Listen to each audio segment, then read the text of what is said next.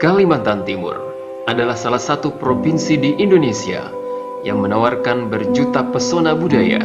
Dikaruniai Tuhan bentangan alam yang luar biasa indahnya yang tak ternilai harganya.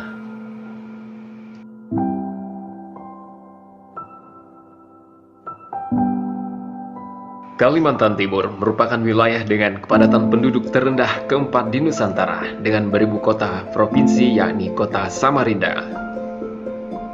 Provinsi Kalimantan Timur sebelum dimekarkan menjadi Kalimantan Utara merupakan provinsi terluas kedua di Indonesia setelah Papua dengan luas 194.489 km persegi yang hampir sama dengan Pulau Jawa atau sekitar 6,8% dari total luas wilayah Indonesia. Segala potensi nampak nyata di sini. Provinsi yang terus berbenah dengan memaksimalkan segala kemampuan yang ada untuk mencapai kemakmuran rakyatnya.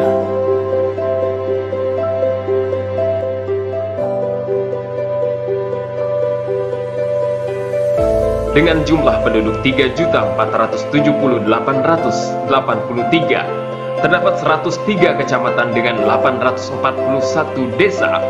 Kalimantan Timur mengandalkan sektor pertambangan batu bara dan juga sektor perkebunan kelapa sawit. Di samping itu, Kalimantan Timur juga mendorong masyarakatnya untuk terus berbenah dengan mengembangkan industri ekonomi kreatif dan juga industri pariwisata.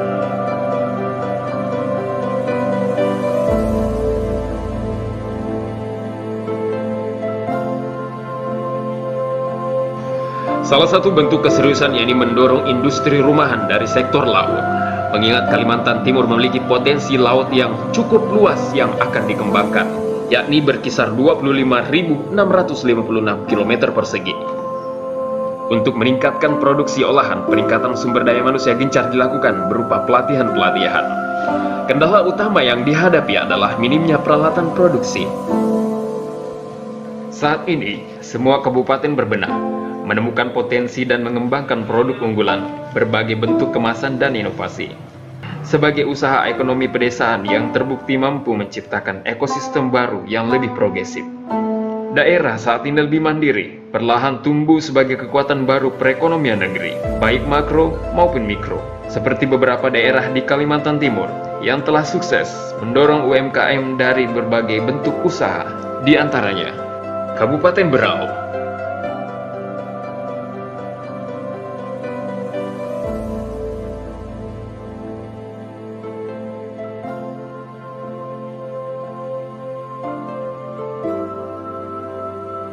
Kabupaten Penajam Pasir Utara,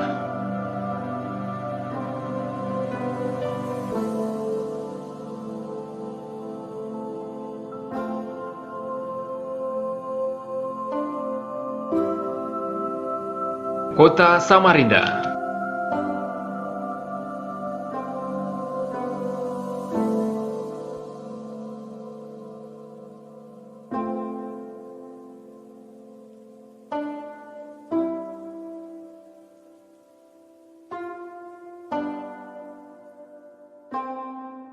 Kota Bontang,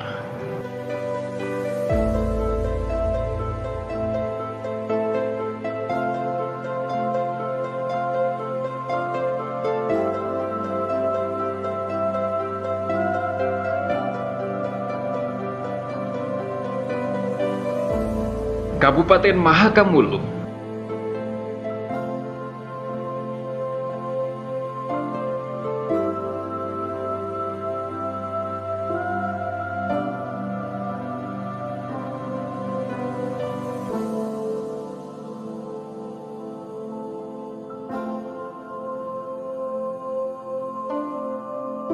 Kabupaten Kutai Barat,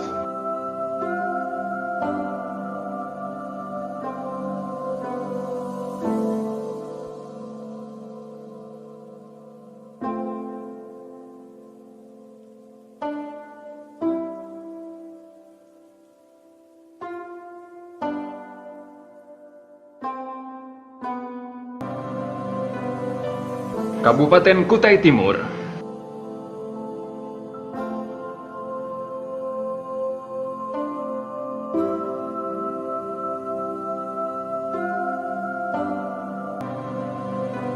Kabupaten Kutai Kartanegara.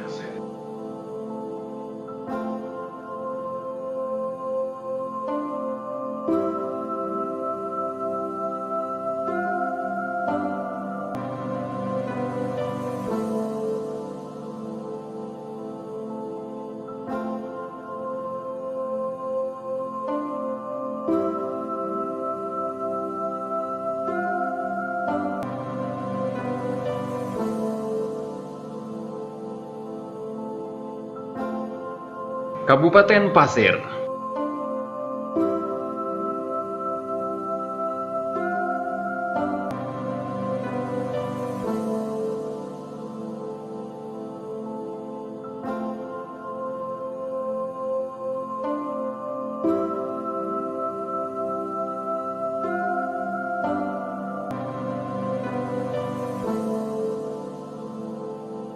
Kota Balikpapan.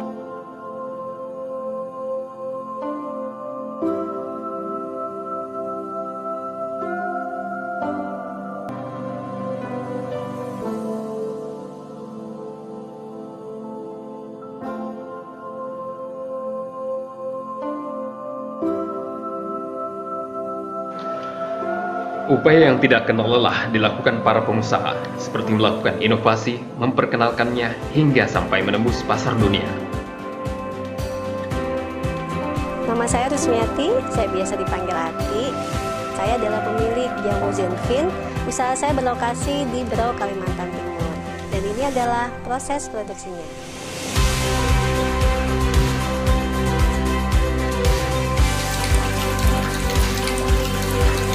Proses yang dilakukan yakni mengetahui pasar tujuan, melakukan sertifikasi dan uji kelayakan tentunya.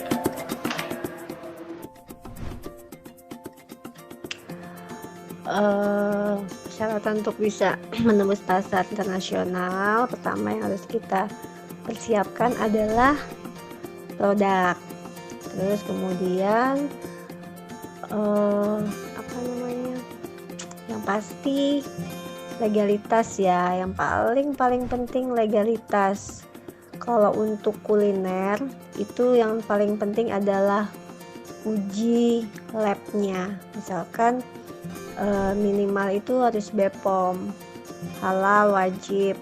Terus ada uji klinik labnya ya. Itu uji klinik lab pun itu ada dari Skovindo bisa, atau dari uji lab yang terakreditasi seperti itu. Kemudian izin legalitasnya seperti NIB, NPWP itu wajib. Tiap negara punya regulasi yang berbeda-beda. Negara mana yang mau kita tuju. Jadi setiap negara punya kebutuhan masing-masing sesuai kebutuhannya. Kalau misalkan kita harus mengenali dulu karakter negaranya. Misalkan kalau di produk kita misalkan manis ya, manis. Nah itu mungkin dari Eropa nggak suka yang manis-manis, mereka lebih suka yang ke natural. Nah kalau misalkan kayak kita harus bisa memahami produk kita itu sesuai dengan negara yang serupa ya, misalkan Asia kayak Malaysia, Brunei. Nah itu hampir mirip-mirip dengan kebutuhan yang ada di negara kita seperti itu. Tapi ada juga misalkan di negara Afrika. Nah mereka kan juga negara yang banyak membutuhkan produk-produk yang ada di Indonesia. Misalkan kayak mie kayak gitu. Terus yang paling penting adalah kualitas, mutu dari bahannya seperti itu. Intinya yang paling utama adalah kualitas produknya.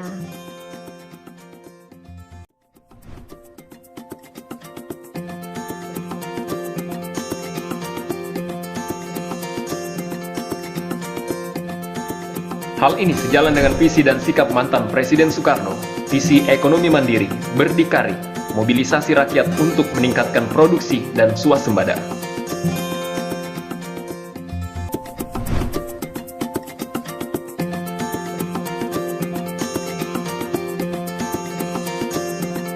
Peran usaha mikro kecil menengah UMKM atau usaha kecil menengah UKM dalam pertumbuhan perekonomian suatu negara dinilai penting. UMKM memiliki kontribusi besar dan krusial bagi perekonomian Indonesia. mikro, kecil, dan menengah UMKM ini merupakan salah satu penggerak utama roda perekonomian negara, utamanya Indonesia ya. Pasalnya UMKM ini menyumbang lebih dari 60% dari total pendapatan kotor nasional atau PDB nasional ya. Dari 60 juta lebih UMKM yang ada di Indonesia, dan saat ini 50% UMKM didirikan dan dijalankan oleh perempuan atau ibu-ibu biasanya, atau mereka biasanya home industry ya. Di masa sulit seperti ini, UMKM utamanya saat pandemi ini menjadi harapan Indonesia untuk terus menjaga kestabilan ekonomi tentunya ya, terutama nasional. Namun ya sayang, justru dalam kondisi pandemi yang harusnya UMKM itu sebagai penopang pertumbuhan ekonomi, justru malah berdampak buruk atau mengalami keterpurukan untuk pelaku UMKM-nya.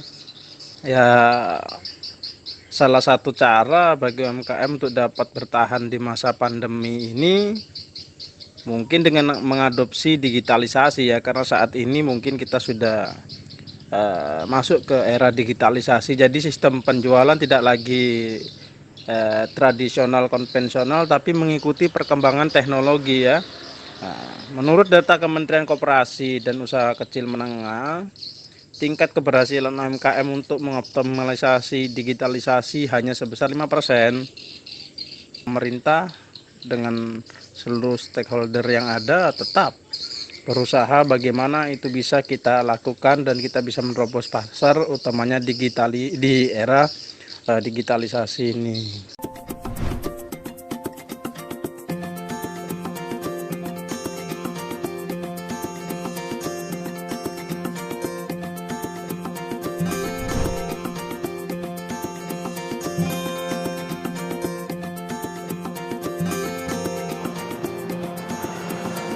Kolaborasi antara pemerintah dan pelaku UMKM dalam mencapai cita-cita dengan mengedepankan semangat bekerja sama sebagai nilai-nilai luhur bangsa Indonesia yang tentunya akan membawa masyarakat mampu mengatasi kesulitan dan keterbatasan.